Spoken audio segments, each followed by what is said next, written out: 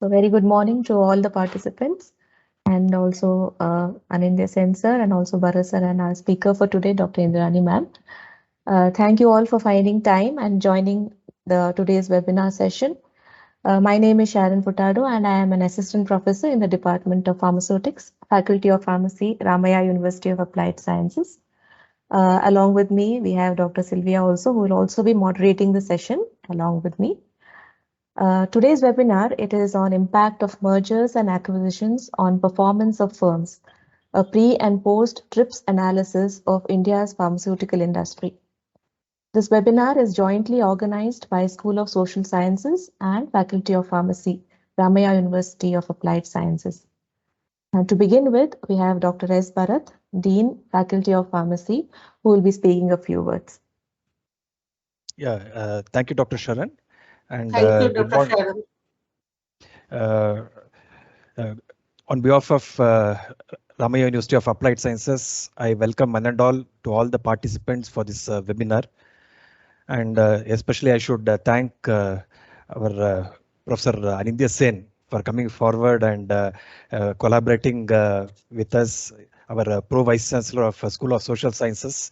2 weeks before we had said we'll jointly host a webinar on that is TRIPS before and after with one of the renowned speaker, Dr. Indrani Chakraborty. Then immediately we came forward and we thought today is an ideal day for the webinar to be discussed.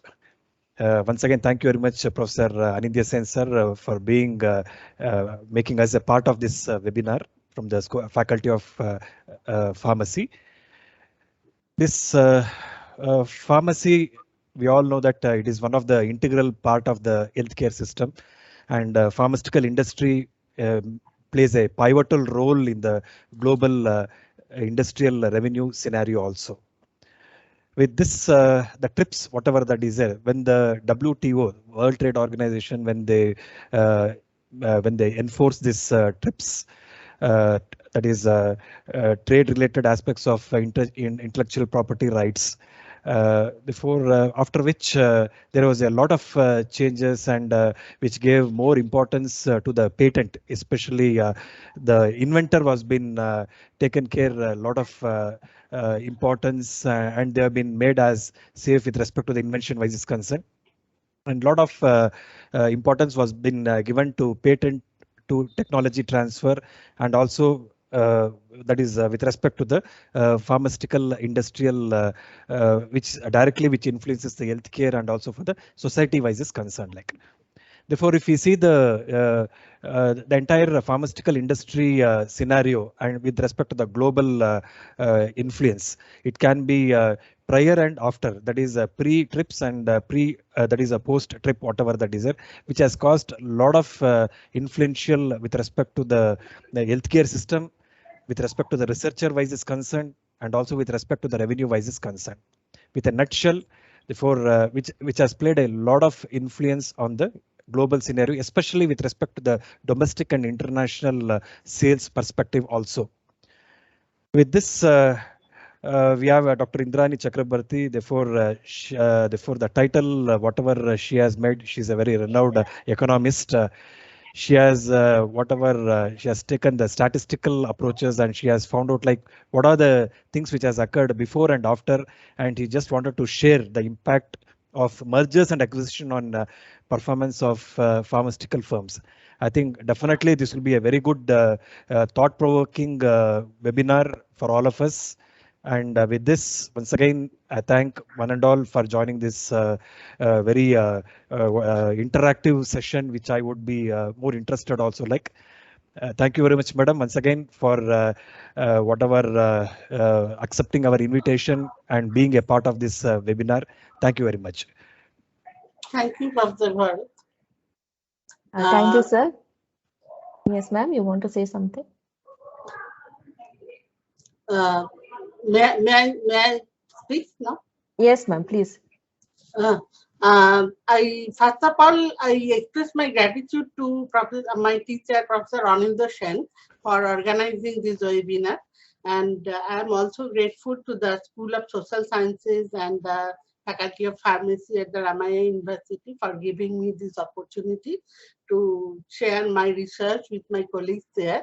And definitely I'll be greatly benefited from your comments and suggestions. I look forward to your comments. Thank you. Thank you, Professor Bharat, and thank you, Professor, all the organizers here. May I Thank you, share ma'am. the Thank you. screen now? Yes, ma'am. Ma'am, just a minute, ma'am. Yeah. Professor Anindya Sen, Pro Vice Chancellor, Social Sciences, will now introduce the speaker to us. Okay. Thank Okay, I don't want to delay the proceedings, but first of all, we should thank the Faculty of Pharmacy, especially Dr. Bharat, for agreeing to this hosting of the joint webinar for the School of Social Sciences, which is a very new school at the RUAS. This is a big step forward, and it's very nice to have this kind of collaboration. This is the first one we are having. And I thank Dr. Sharan for coordinating the whole thing, and Dr. Sylvia also. Dr. Indrani, actually, we have already sent out an introduction, so you know that she is a professor at the Institute of Development Studies, Kolkata. She was earlier a teacher at the Center for Development Studies in Trivandrum, Tiruvananthapuram today. And she has also, she has a very brilliant academic career. She has, been given a lot of, she has been the recipient of a lot of things like ICSSR doctoral fellowships, UGC JRF, a scholarship by the University of Pavia, Italy, then one from Monash University, one from University of Liverpool, and so on and so forth. She has presented our findings all over the world. And I think because she has started working on this area of pharmacy industry, trips and so on. And I will just say one thing as an economist before I end, which is that from the point of view of economists, intellectual property rights is a very major issue, So it is basically somebody producing a new drug or something and sort of being given a monopoly power for many years to get extra profits so that the original cost of producing the drug would be recouped. However, this creation of monopoly also leads to certain problems for the consumers. We know that particularly, we remember that when the AIDS, during the period when AIDS was spreading rapidly, Indian companies started producing generic drugs, at a fraction of the cost of the branded drugs from Western multinational corporations, and that led into a lot of conflict, right? So that became a very big issue in economics. So I'm very glad to see that Dr. Chakraborty is working in this area, and I hope that both economics, pharmacy, and I think management disciplines will also be benefiting from a presentation of this, work. So again, thanks to everybody, and thanks to Professor Indrani Chakraborty for joining us today. So I will now request her to, present her findings, and after she finishes, there will be a question and answer session, which will be moderated by Dr. Sharan and Dr. Sylvia. Okay, so over to you, Dr. Indrani. Okay, thank you, Professor Shen.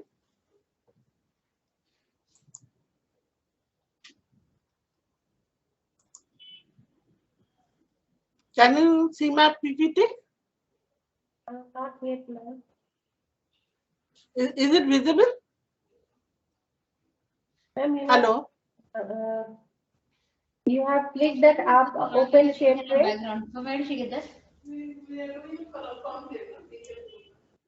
Oh, sure. Open share tray. Now? Yes. Now? Yeah, no. And now you have to make it a full screen. It's visible now? It is visible.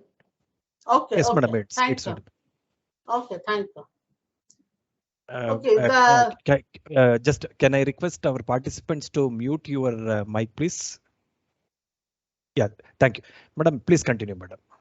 okay, thank you, thank you.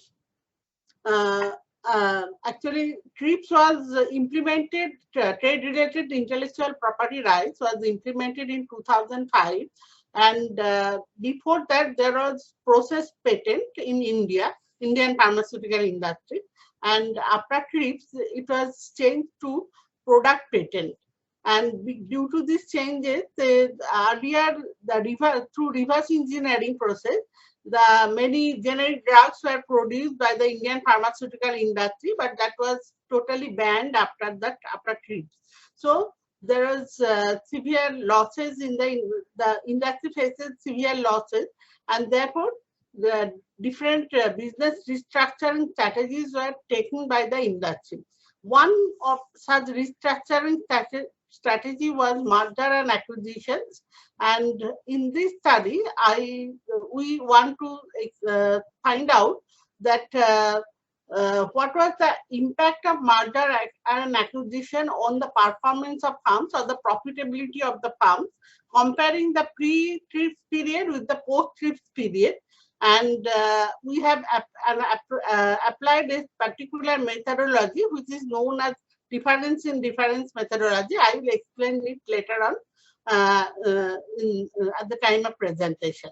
Before going to the technical part of the paper, I have to discuss briefly the overview of the Indian pharmaceutical industry. Indian pharmaceutical industry is one of the leading industry in India.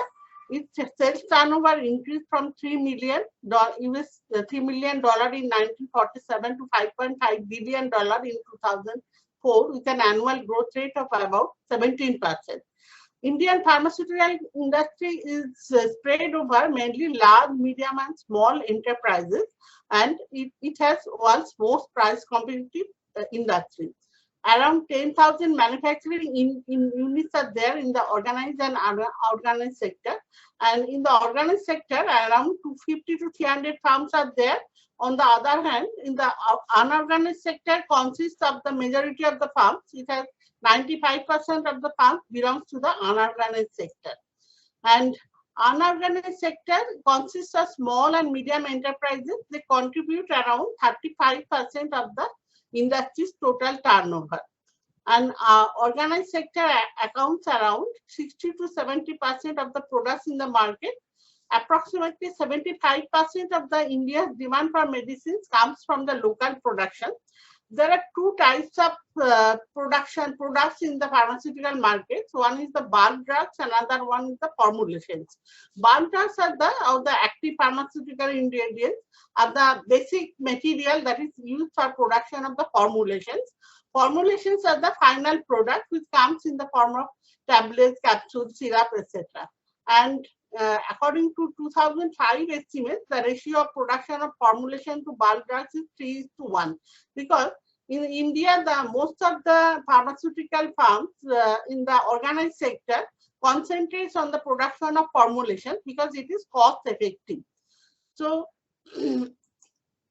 bulk drugs production are much less in India, and bulk drugs in India, in case of bulk drugs, India is the world's third largest API manufacturing industry, and value of this product is around $2 billion in terms of 2005 estimate.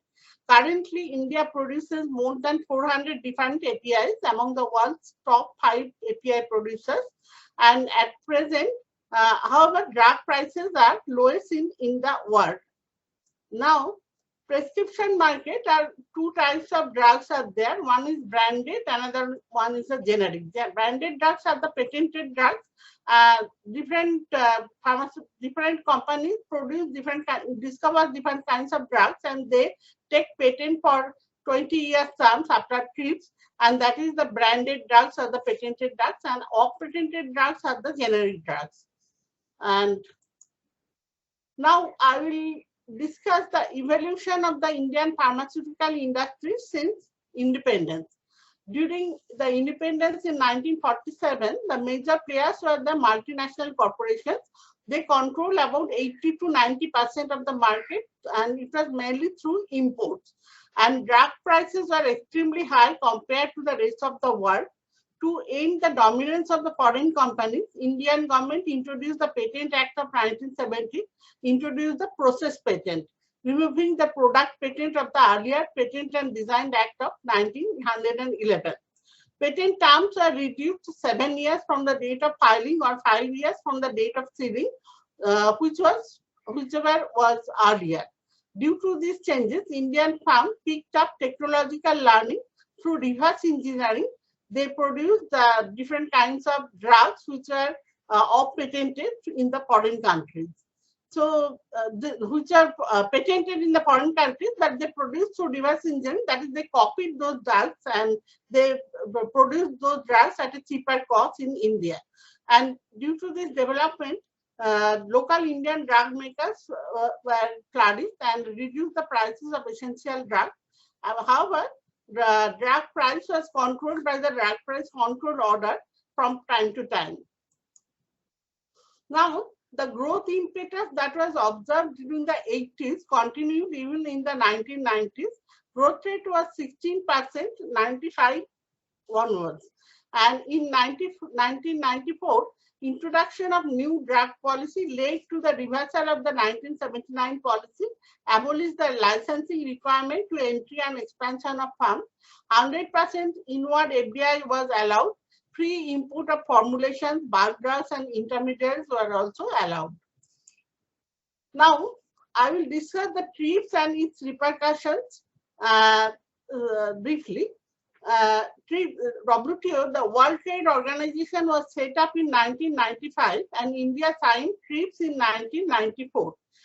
Due to this, following these TRIPS obligations, India amended its patent law in March 2005, abolishing the process patent law and reintroducing the product patent law in pharmaceuticals, foods, and chemicals.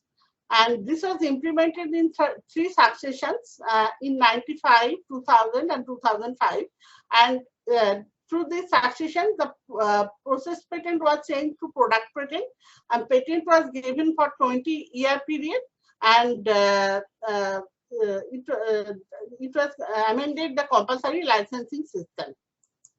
Now, since the introduction of the third amendment, the multinational corporations again started to become the major competitors. Indian companies required greater R&D activities. It became difficult for the Indian firms to survive on the basis of reverse engineering. So it was expected that due to this introduction of product patent, both domestic and foreign firms will invest more in R&D activities, but that did not necessarily happen. The domestic industry found another source of growth. In foreign countries, maybe in US, different drugs were coming out of patent, patent protection. So these off-patent drugs were produced in India at a cheaper cost, and these drugs were exported to the other countries.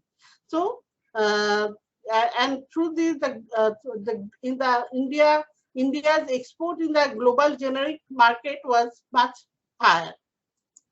Then, for example, in 2001, the annual report of Dr. Reddy's laboratory shows that roughly equal shares of sales of global generics and API were done by the Dr. Reddy's laboratory. The 50% share was the share of the global generics, and whereas API share was 44%. Then in 2014 and 15, sale of global generics was nearly 4 to 5 times that of API in Dr. Reddy's laboratory. By 2009-10, the Indian pharmaceutical industry became the third largest in the world by volume of production, having 10% of the global share, and 14th in terms of value, having 1.4% of global share. Also, the Indian pharmaceutical industry has 20 to 20% share of global generic production. Now, Farms which are deriving sales revenue from bulk drugs are mostly small and medium enterprises. India currently imports around 80% of its bulk drugs from China, because in China the production costs are much lower than India. It costs around 30 to 35%. If India produces the bulk drugs within domestically, that will be 30 to 30%, 35% higher than the cost of import from China. So in that time, the CATOC committee was set up to formulate a long-term policy and strategy for promoting domestic manufacturers of APIs or bulk drugs in the country. And they recommended that appropriate infrastructure should be developed and manufacturing clusters to be developed, public sector units to be revived, and economic incentives should be given to the farm.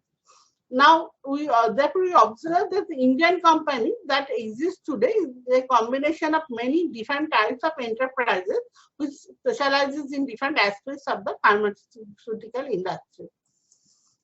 The most important aspect of the pharmaceutical industry is that it affects humans' life and well-being, because because of its high prices of especially for the patented drugs, a large section of the population cannot afford these drugs. On the other hand, as R&D investment involves some sunk cost, because that means the initial investment for R&D is very high. So to protect these companies, some patent protection should be given. Otherwise, they should not be able to recover the cost. Therefore, this tension between the two concerns, that providing the drugs at a cheaper price to the majority of the people and giving that patent protection or monopoly power to the companies for R&D investment, it is referred to as the dynamic efficiency of the pharmaceutical industry. Now, the regulatory architecture governing the pharmaceutical industry should find a balance between the need to provide a cheap access to medicines to the population at large and incentivizing the innovating pharmaceutical companies to continue to invest in high-risk R&D.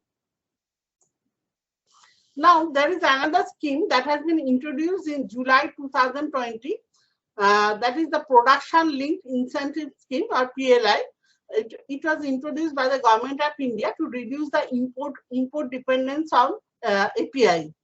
And APIs mainly were imported from China, we have already stated, because it was cheaper to import than to produce it in India. Because in China has huge scale of operation, better technologies, government support, and so they could produce it at a cheaper cost. And however, the PLI, one important eligibility criteria was that for availing PLI is that manufacturing facilities should be new or greenfield. Because if the earlier facilities were existing in the company, but it was lying idle, that cannot be used for availing the PLI facility. And MSME accounts for 70 small and medium marginal companies. That MSMEs accounts for 70% of the production of APIs. And we observe that in the history of Indian pharmaceutical industry, the focus of the private sector is on the formulations and not on APIs. So it is the large companies which are interested in the formulations, and only the MSMEs or the small unorganized sector firms, small and medium firms, are interested in APIs or bulk drugs. The reason is that the turnover ratio compared to the capital invested is much lower in case of API than formulations. Now, without appropriate technology, API manufacturers in India will not be able to beat China in pricing. According to KPMG CII report, the only advantage that Indian API has, manufacturers have, is the cost of labor. India has a cheap labor available. On the other hand, PLI scheme does not focus on investing in R&D. So the only way out to give the task of manufacturing APIs to the public is to the public sector enterprises. Different public sector enterprises like HAL and IDPL have huge capacities for the production of APIs, but they are kept idle. So instead of treating PSA, the public sector enterprises, as a liability, it is needed to use them strategically.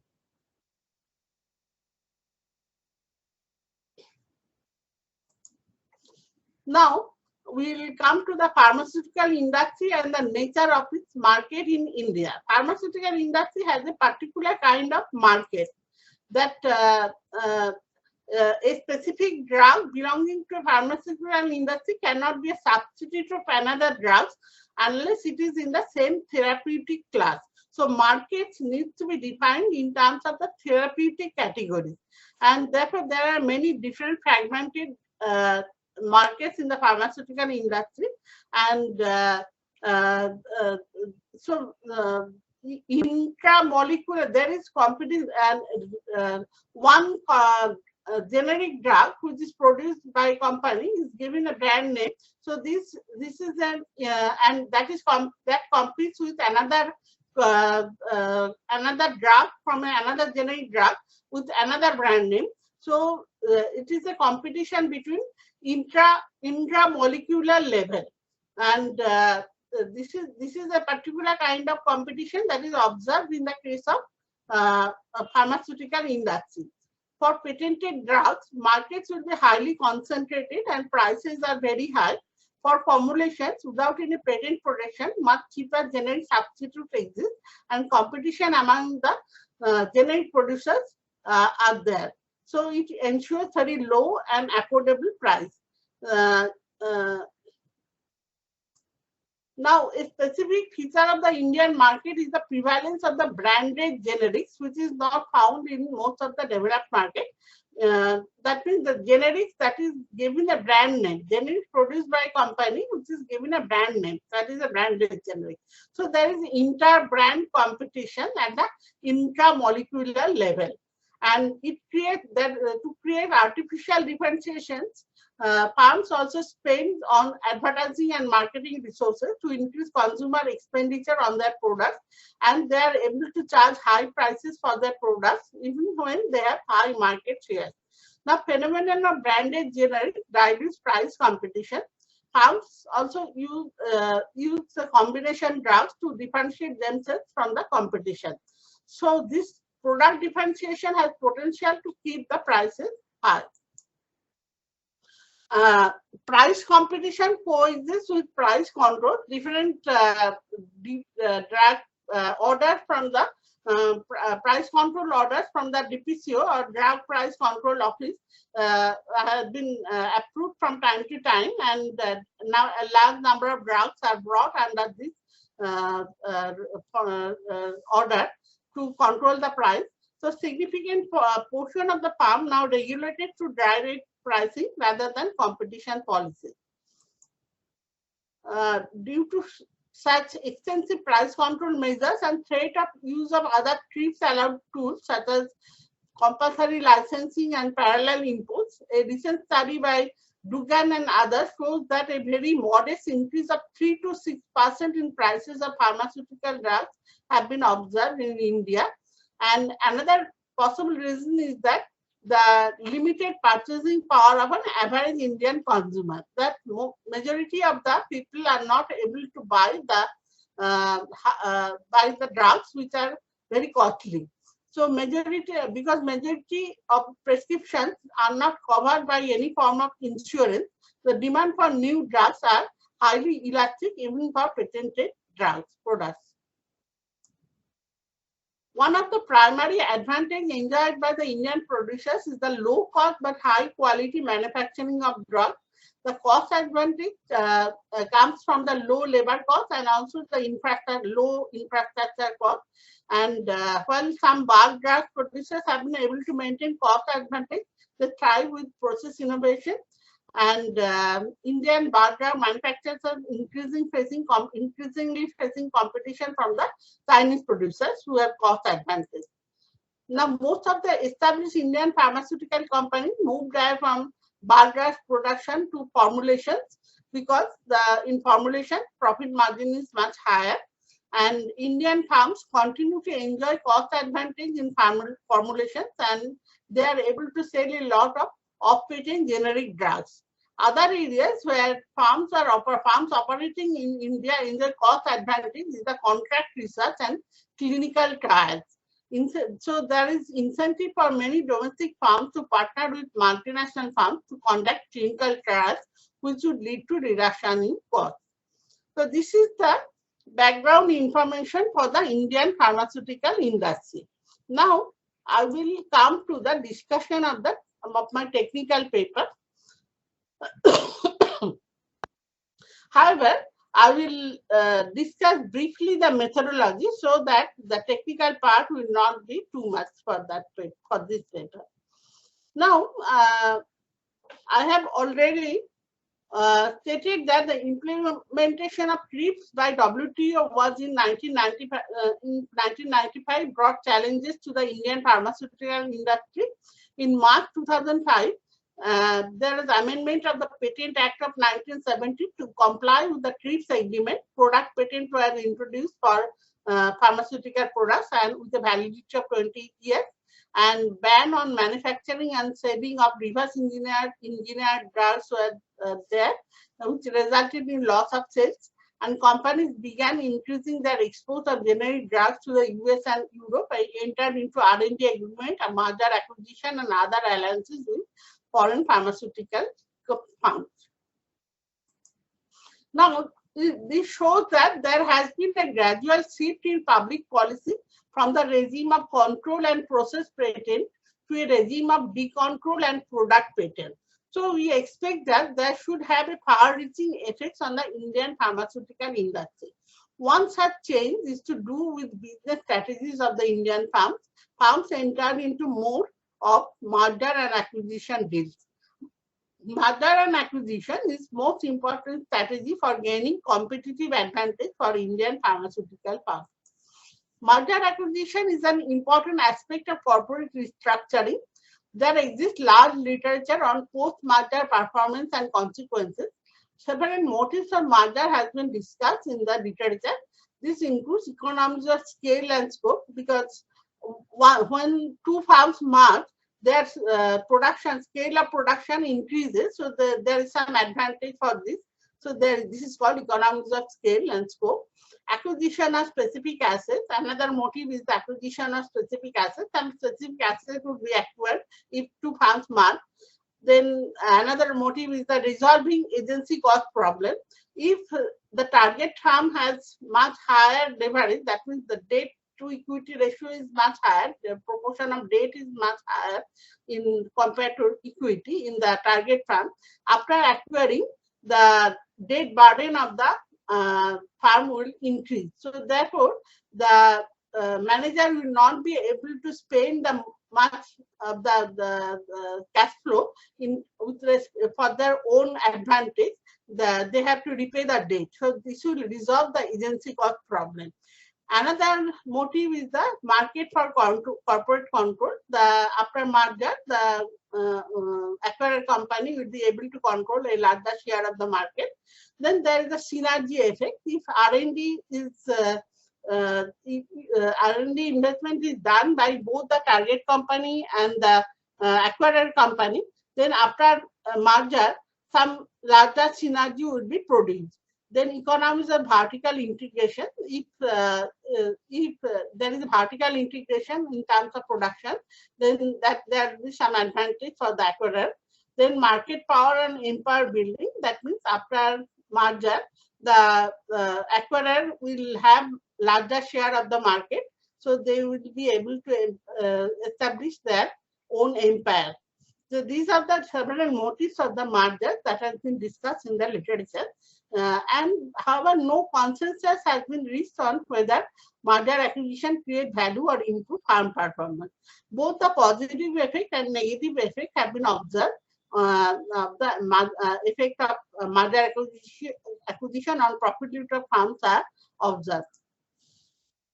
In light of these inconclusive empirical results and the absence of a comprehensive theory, we examine this relationship in the context of the Indian pharmaceutical industry. Our objective is to examine whether or not farm performance in the Indian pharmaceutical industry improved due to merger acquisition following TRIPS. TRIPS can be considered here as an exogenous shock, and so it provides an opportunity to study the causal impact of merger acquisition on farm performance. Our study period is from 2000 to 2015. Some India studies exist there which has observed the impact of merger acquisition on farm performance, but the methodology that we are using has not been used by any other studies earlier. We use the methodology which is known as the difference in difference methodology. What is this? Let me discuss it briefly. There are 4 components in the difference in difference methodology. Here, one is the treatment. This is also known as treatment effect model. That means treatment is the incidence that is given to a group of farms which are treated. So treatment group is the merger acquisition is the incidence, which is the treatment. So the farms which are marked are the treatment group, and there is another group called control group. That means the farms which are not merged. So there are 2 types of farms: control group and treatment group, and there are 2 categories before the pre-treatment and post-treatment categories. Pre-treatment period is that before 2005 year, 2005 TRIPS was implemented. So our pre-treatment group is the before 2005 year, and post-treatment is the 2005 onwards. So these are the 4 kinds of categories of that is used under difference in difference.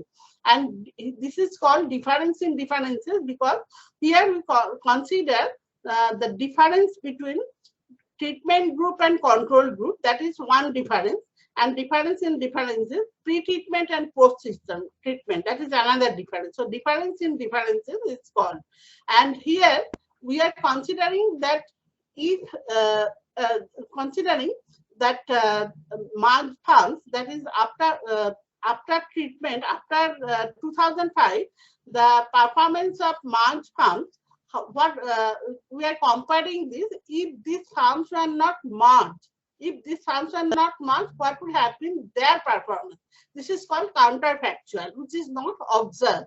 So we compare, to estimate the counterfactual, we consider the performance of the control group, that means performance of the non-merged farms, that is after merger, after 2005.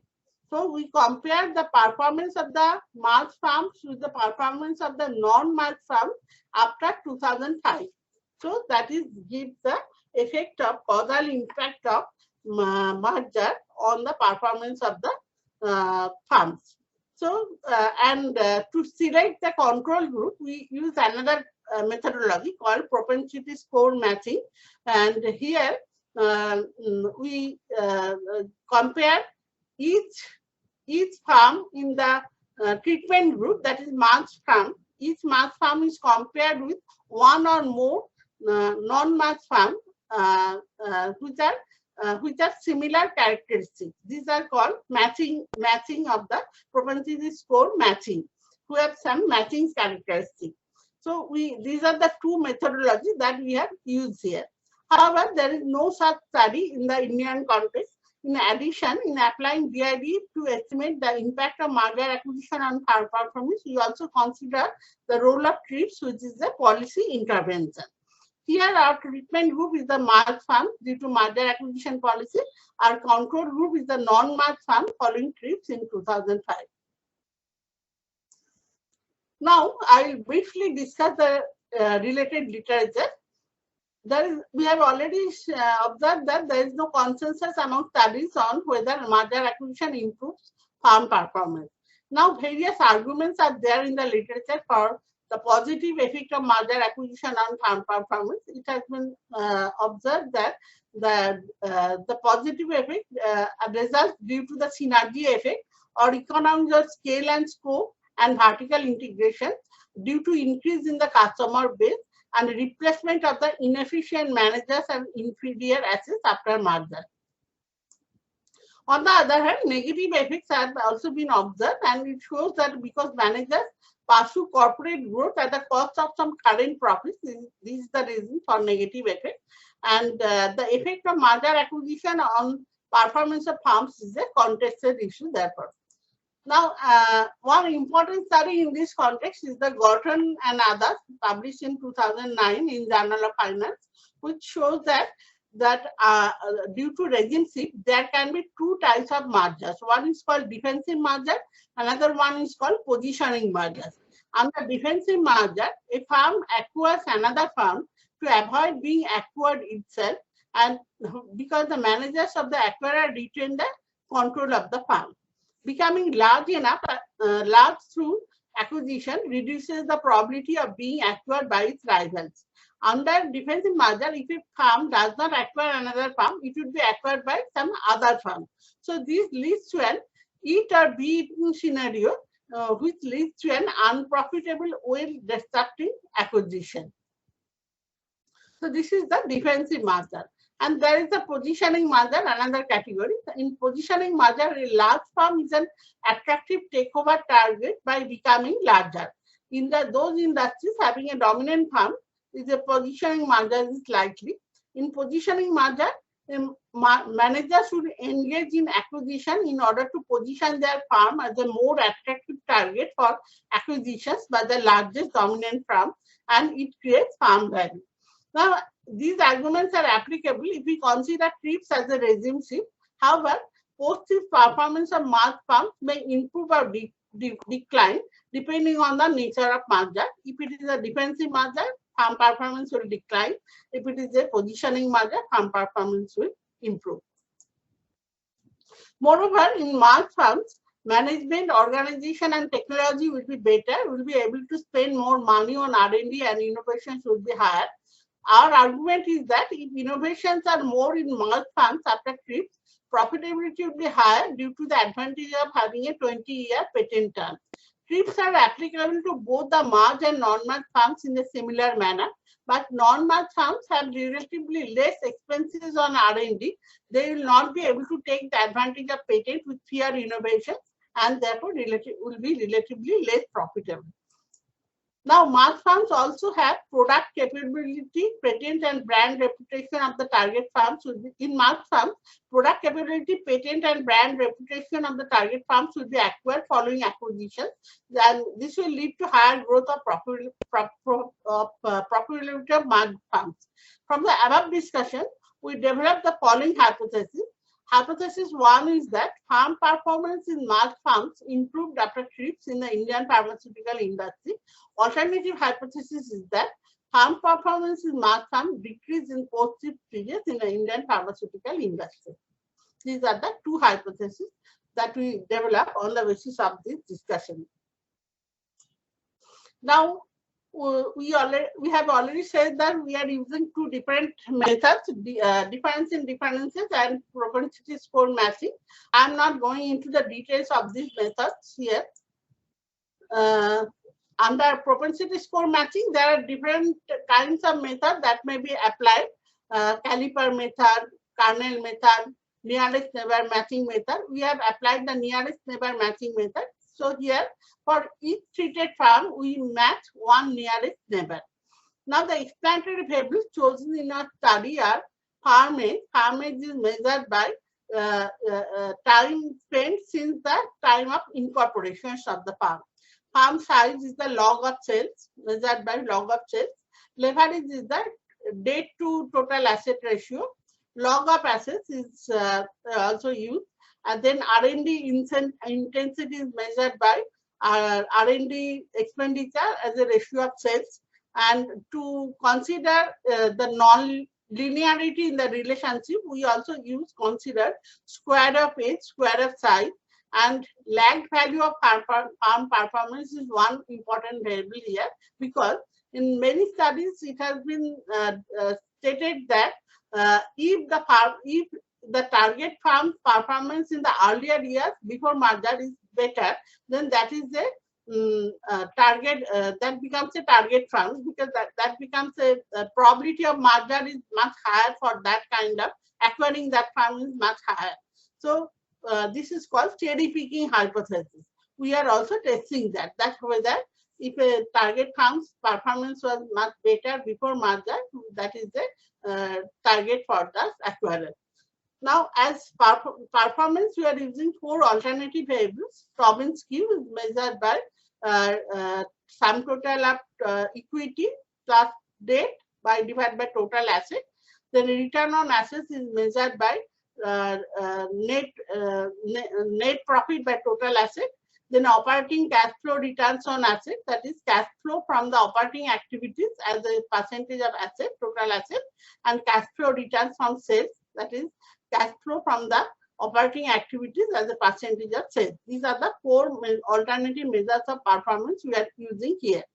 And pre-test values of the explanatory variables are the values that is observed during the year 2000 to 2004. Finally, we compare merged and non-merged farms using the difference in difference methodology. And 2005 to 2015 is the post-TRIPS year, and we use unbalanced panel data. Panel data is the structure of data. That means if the farm level data is observed across years, then that is called panel data. And if there can be 2 types of panel data: balanced panel data or unbalanced panel data. If this if all the farms are observed over all the years, then that is the balanced panel data. If that is not true, that means if some of the years all the farms are not observed, then that is unbalanced panel data. In our case, it is the unbalanced panel data.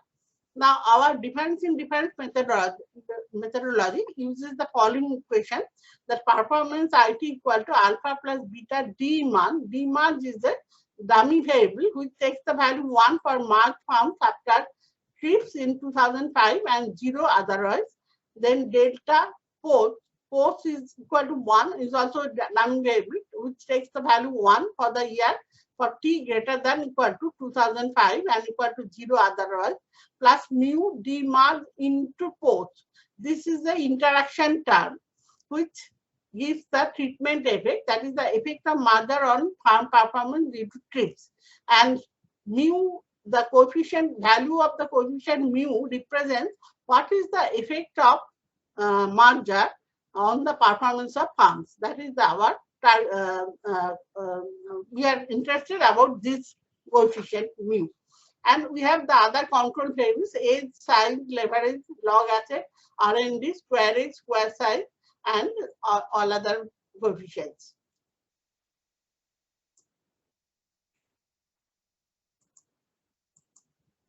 Now, data source is our RUAS database published by the CMI, and period is from 2000 to 2005, and TRIPS was implemented in March 2005. So there are 4 pre-TRIPS years and 10 post-TRIPS years, and full sample consists of 203 farms.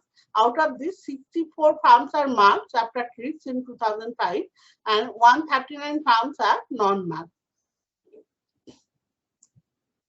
Now, one important assumption of the BID method is that before treatment, the control group and treatment group should follow a parallel trend.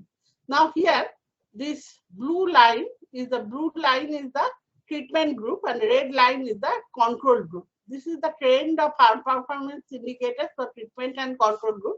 This is the trend for Propensity. Before treatment means before 2005, there is almost a parallel trend for the 2 groups. So this assumption is satisfied here. Then this is for the return on assets. There is also a parallel trend.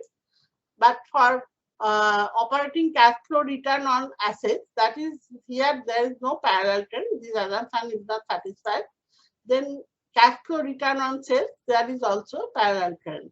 So one of the assumptions is satisfied. Then we are coming to the empirical findings of the paper. that propensity score matching, first we consider here the determinant of merger. And this table shows the result that determinant of merger, the only variable that is significant is lag value of Tobin's Q, but negatively significant. That means if the past performance was higher, then the probability of merger is low for that firm. So here the cherry picking hypothesis is not satisfied. So this is the result of propensity score matching. Then we have considered one placebo test for common trend assumption.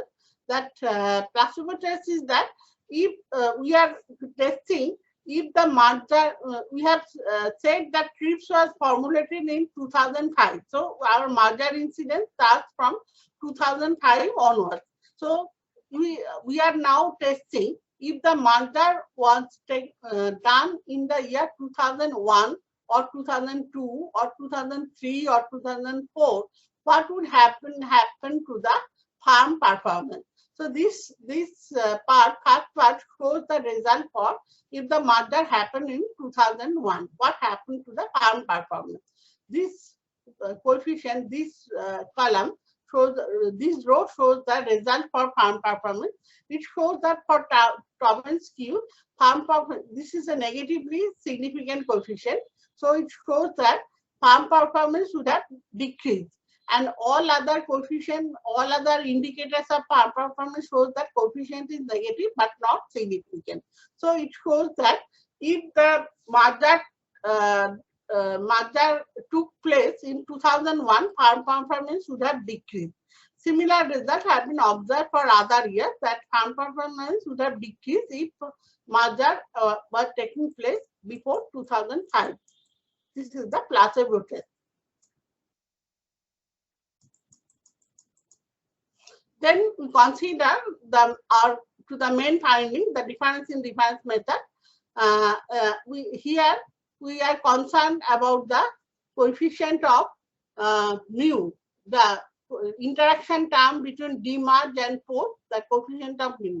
So this coefficient of mu is given by this row, and it shows that Tobin's Q was 0.505, that is their farm performance improved 50%.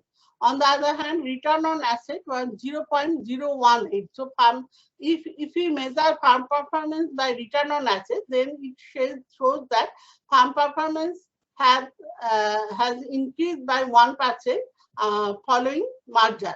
On the other hand, operating cash flow return on assets, the farm performance has decreased, but it is not significant.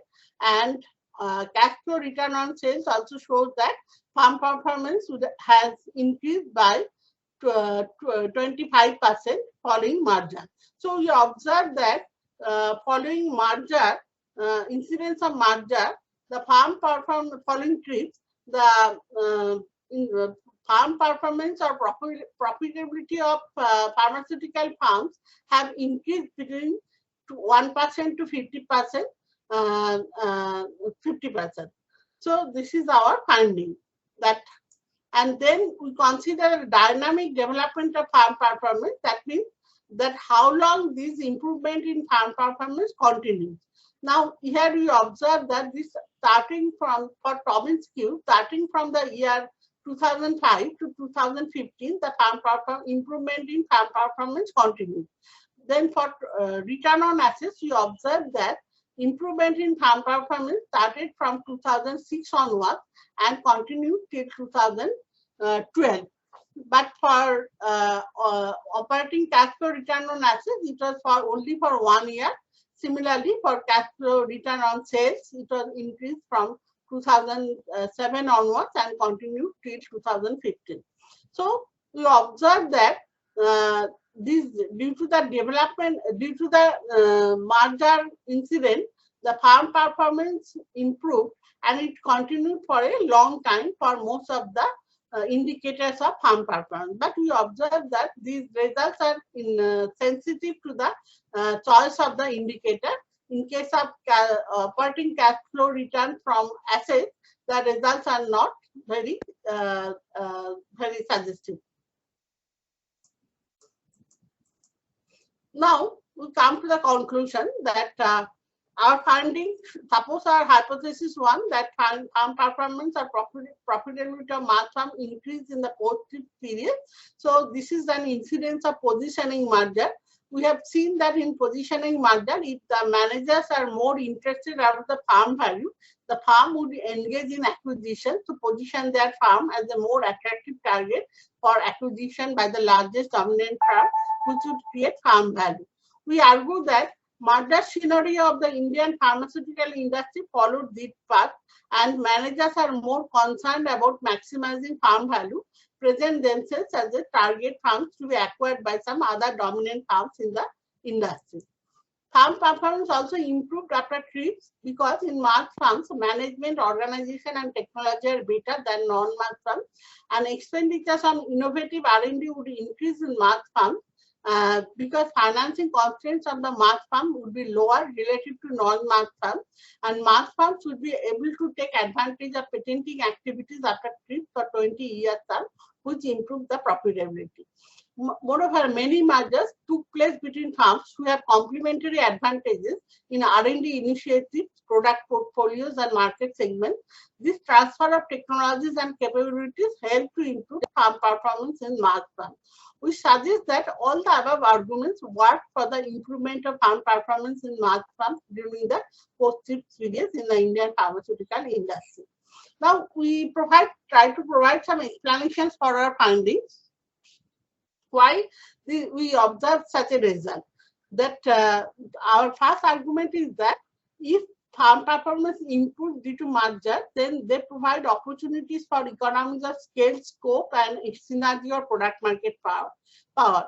Now, one implication is that merger by farm that have overlapping businesses will experience improvement in farm performance. Some studies observe that in case of medium or low business overlap between the target and acquiring farm performance does not improve. But we are focusing only on the pharmaceutical industry, so business overlap is very high, so farm performance improved. Then this is one argument. Then we find that in target farms, debt is higher than equity. So after acquisition, the debt burden of the acquired farms increased, limiting the management's freedom to use future cash flow, reducing the possibility of misuse of free cash flow. This phenomenon resolves the agency problem of managers who are prone to invest free cash flow in negative net present value projects. Now, we also argue that if it is observed that acquirers perform better than the targets during the pre-acquisition period, then it suggests that targets are experiencing financial distress. We observe some incidents of this here.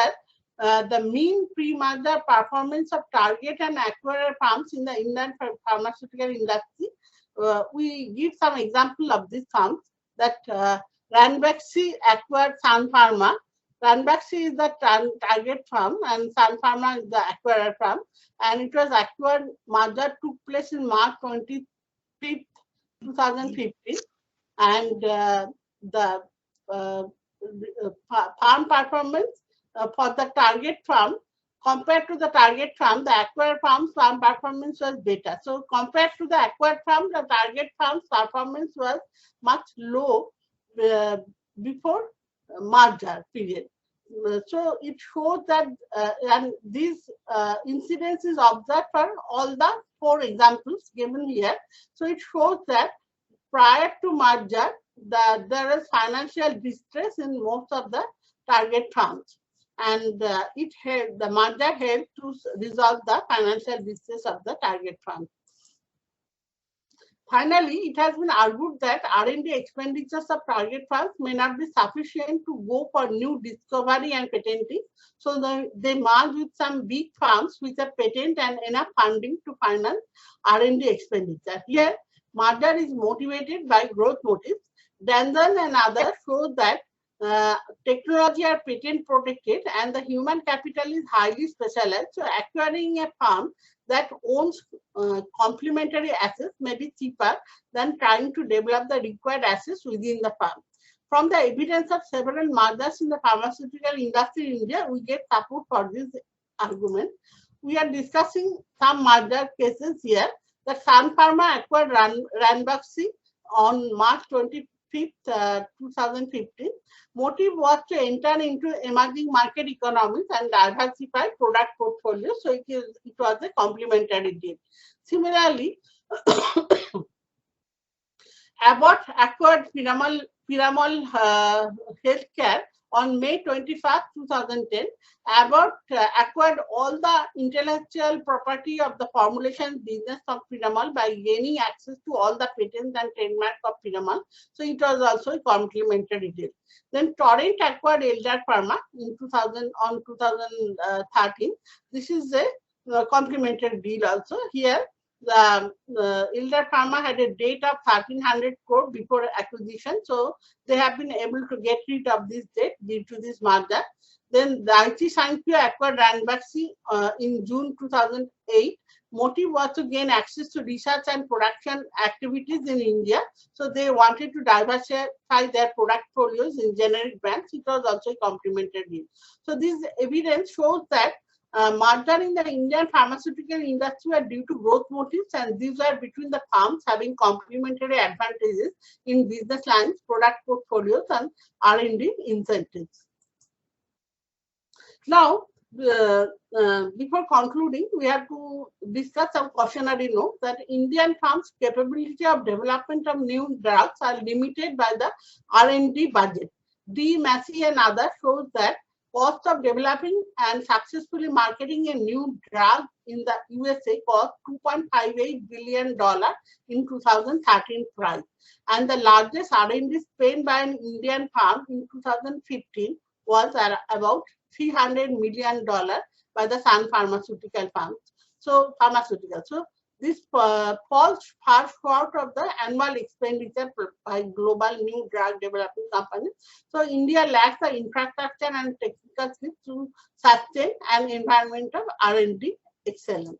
Now, Indian firms have looked for strategies that require them to only take up innovation partially. There are two types of strategies: out-licensing strategy and in-licensing strategy. In the out-licensing strategy, the firms develop a compound for up to a certain point, and they leave the later part of the development to other firms in exchange for payment and royalty. This is the out-licensing strategy. They also go for in-licensing strategy. That means some other firms have developed some compound, and for marketing and clinical trials, the Indian firms take the permission, and they pay royalties to the out-licensing firm.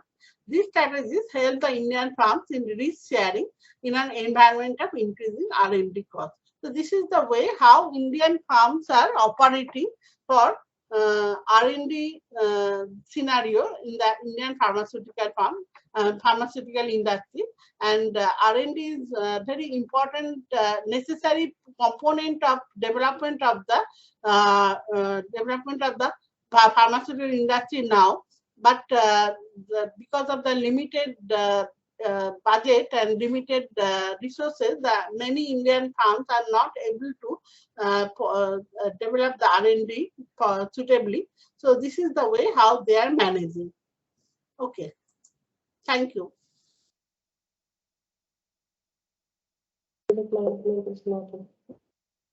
Thank you, ma'am, for that interesting session. Participants, if any of you have questions, you may unmute yourself and ask, or else you may also type the questions in the chat box. Okay.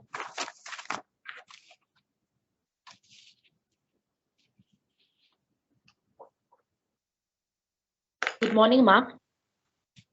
Good morning. Ma'am, I'm conducting a study on the effect of mergers and acquisition on financial performance of companies in India. So I have 4 objectives in which I have achieved the first 2 objectives. So for the first objective, I have used the t-test, and the second objective I have done regression. For the next 3rd and 4th objective, which methodology can I use? Like the 3rd objective is to analyze the impact of mergers and acquisition on leverage of a company. So which methodology can I use, ma'am? Can you repeat once more, please? The third objective is to analyze the impact of mergers and acquisition on leverage of a company. On Leverage of a company. leverage. Yeah. Leverages of the company. Okay, okay. Effect of merger acquisition on leverages of the company. Yes, ma'am. But do you have, you can apply GMM method, dynamic panel methodology, by applying the generalized method of moments method. Okay, ma'am. That will be suitable for this study, because you will have the leverage as the dependent variable here, and merger acquisition will be the explanatory variable, and you will have a large number of other control variables here. So then you will run a regression which is called dynamic panel. If you have a panel data, is it a panel data? No, ma'am. That means you are observing the farms over a large number of years. Yes, ma'am.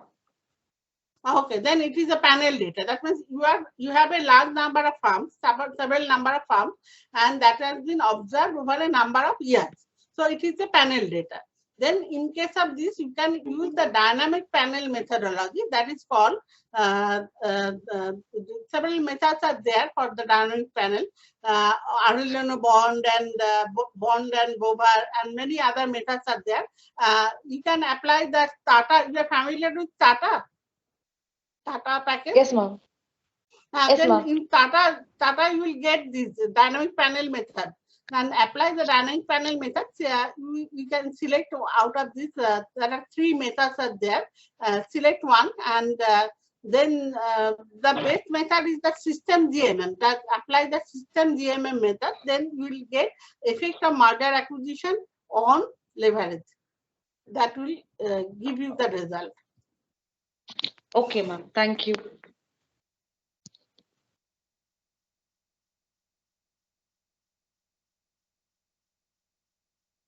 Any other question?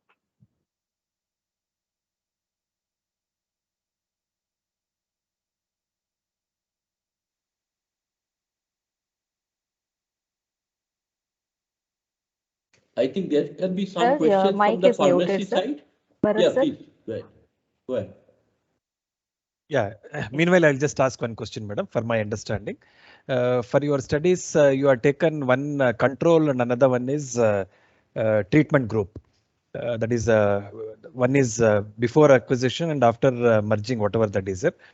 Before whenever you're selecting the companies, whether you're selected based on the revenue portfolio or what exactly is the thing, madam? That comparison between the control and the test.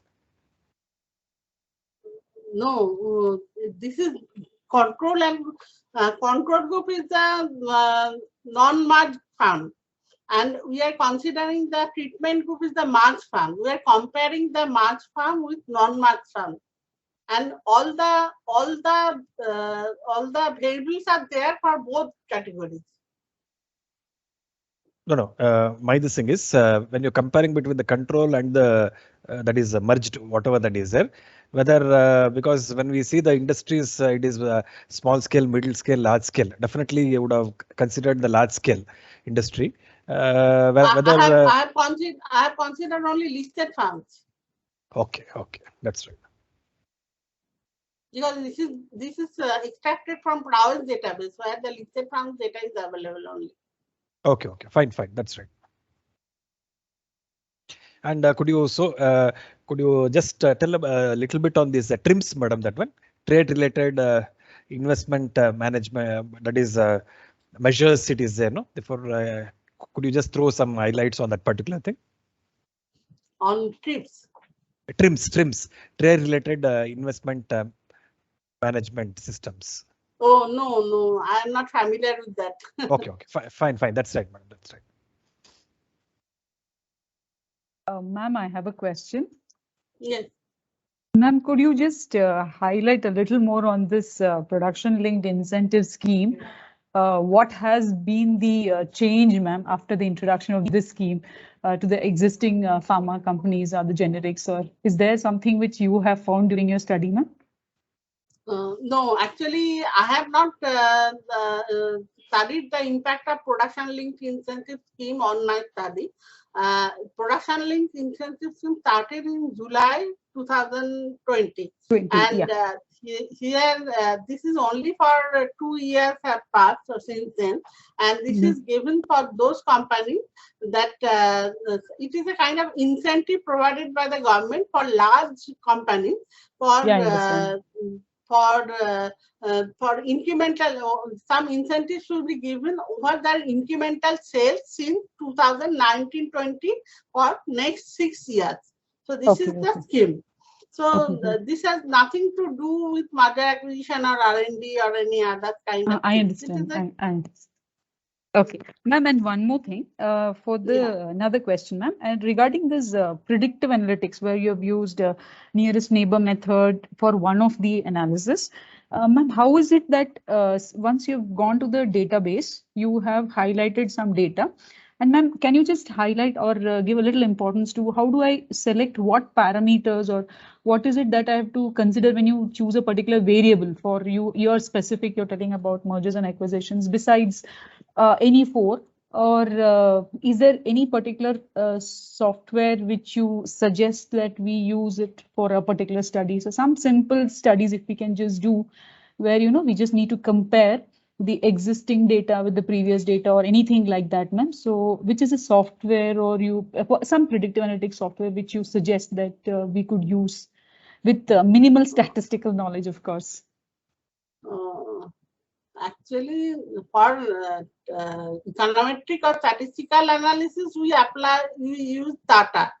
Data package, and from there you can, if you estimate if you consider there are several different methodologies that can be technical methodology that can be used.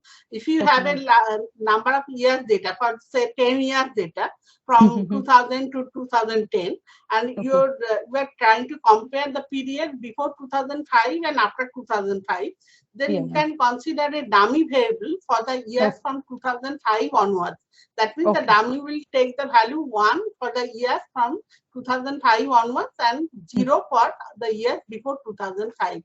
So then you incorporate this dummy as one of the explanatory variable in your model, and then when you will estimate the model, your estimation result will show that before 2005, what was whether that was better or not. That result you can get from this estimation, and this can be done with data easily. Okay, thank you so much, ma'am. Thank you so much. In fact, it was a very informative presentation.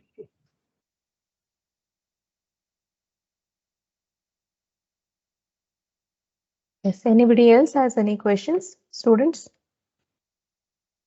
You can also post your questions in the chat box. Yes, somebody. Okay, chat box. Chat box also, you may post your questions.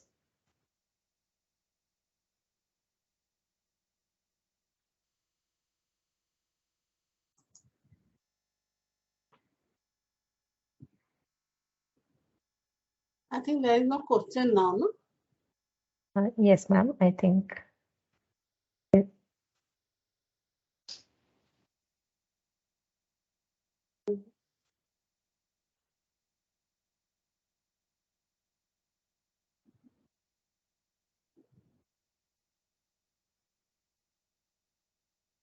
Any other question?